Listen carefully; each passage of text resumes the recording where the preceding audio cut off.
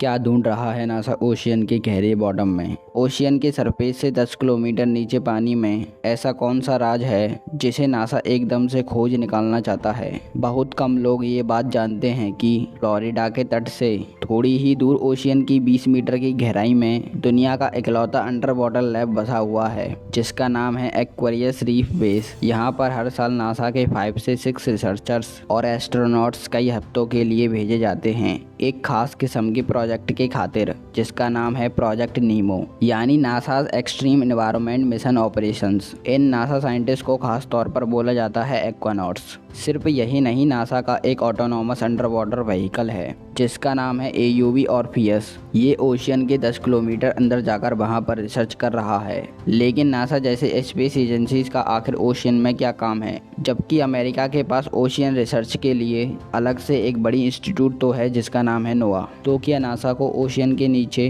किसी एलियन के होने के सबूत मिले हैं, या फिर पृथ्वी पर कोई बड़ी दुर्घटना घटने वाली है जिसका एहसास नासा के साइंटिस्ट को पहले ही हो चुका है? चलिए समझते हैं आखिर नासा के साइंटिस्ट ओशियन में क्यों रिसर्च कर रहे हैं। नासा एक खतरनाक मिशन का प्लान कर रहा है। आप इस चार्ट को गौर से देखिए। पानी में रहने वाले सभी एनिमल्स की स्पीसीज में से 90% सब द सनलाइट जोन में रहते हैं। पता है ऐसा क्यों?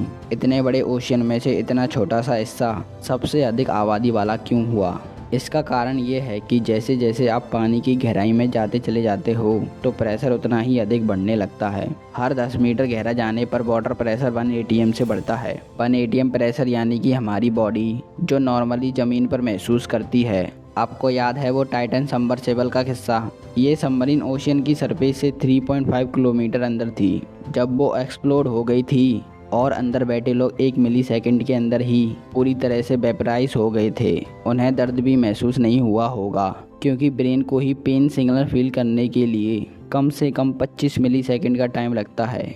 इससे पहले कि वो लोग कुछ महसूस कर पाते, सब कुछ एक झटके में ही नष्ट हो गया। मगर इस गहराई में जिसमें टाइटन एक्सप्लोड हुआ था, इससे भी और 3 गुना अधिक गहराई में नासा जा रही है, क्योंकि नासा बहुत ही जल्द एक बड़े लेवल का एलियन एक्सप्लोरेशन मिशन प्लान कर रही है, वो भी हमारे ही सोलर सिस्टम के एक ऐसे स्पेस ऑब्जेक्ट में जहां पर हमें एलियन लाइफ मौजूद होने के संकेत मिले हैं। बस वहां पर जाकर हमें कंफर्म करके आना है। अब वो कौन सा मिशन है और हमारे ही सोलर सिस्टम में नासा एलियन को कहां पर ढूंढने वाली है, क्या आपको ये चीज़ पता है? वैसे इसके बारे में हम आगे जानेंगे, लेकिन इससे पहले समझते हैं कि एक एलियन मिशन का पृथ्वी के गहरे समुद्रों से क्या लेना देना हो सकता है। वैसे तो आपको पता ही होगा, पृथ्वी में लाइफ की शुरुआत डीप ओशियन में हुई थी, और यही फैक्ट नासा के लिए एक बड़ा प्रूफ ऑफ कॉन्सेप्ट है। दरअसल नासा साइंटिस्ट के अनुसार 3 जरूरी क्राइटेरिया हैं जिससे हम जैसी लाइफ की शुरुआत होती है किसी भी एनवायरनमेंट में। पहला वाटर, दूसरी एनर्जी एंड तीसरी केमिस्ट्री।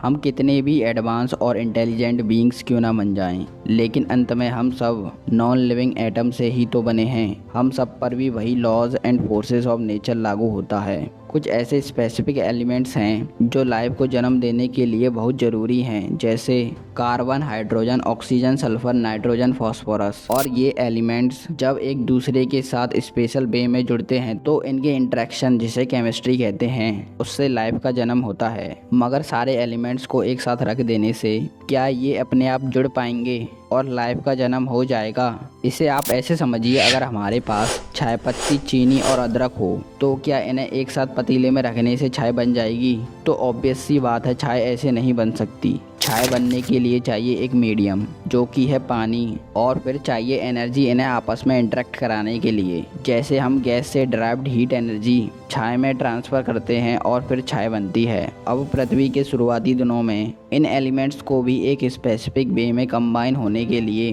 वाटर एंड एनर्जी की ज़रूरत थी, जो कि उस वक्त हमारे ओशियंस में मौजूद थी। हो सकता है कि आपको ये सवाल आए कि एनर्जी इतने गहरे ओशियन में कहाँ से मिल सकती है। ओशियन के गहरे कोनों तक सन की लाइट तो पहुँचती नहीं है, और पृथ्वी पर हर कोई लिविंग बींग्स सन पर ही डिपेंडेंट है एनर्जी के लिए। वैसे ये ना एक बहुत ही आम गलतफहमी है कि हम सन की लाइट के बिना जी नहीं सकते। असल में हम एनर्जी के बिना जी नहीं सकते और सन की लाइट बाकी एनर्जी सोर्स में से बस सिर्फ एक सोर्स है। पृथ्वी पर लाइट की शुरुआत सन की लाइट से नहीं हुई थी और इसलिए नासा की दिलचस्पी ओशियन के नीचे एक स्पेशल जोन में, जहां पर लाइफ ने पहली बार जन्म लिया था, द हडल जोन। अब ये द हडल जोन क्या है और इसकी मदद से साइंस लाइफ की ओरिजिन की मिस्ट्री को कैसे हल कर सकते हैं, ये मैं आपको इसके अगले पार्ट में बताऊंगा।